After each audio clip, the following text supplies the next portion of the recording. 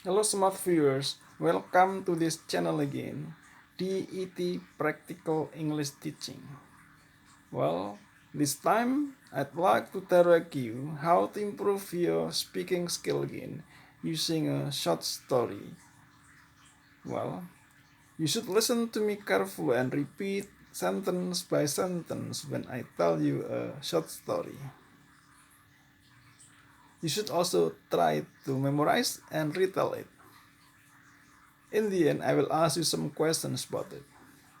Now please listen to me carefully and repeat after me, sentence by sentence, to improve your speaking skill. I have a brother.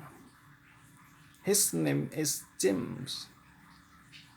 He is 10 years old.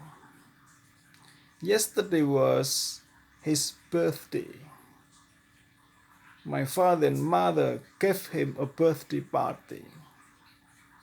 They bought a cake and put 10 candles on it. One candle for 1 year. Okay? Do you still remember the story? Well, now please answer my questions. Question number 1. Do you have a brother? What is your brother's name?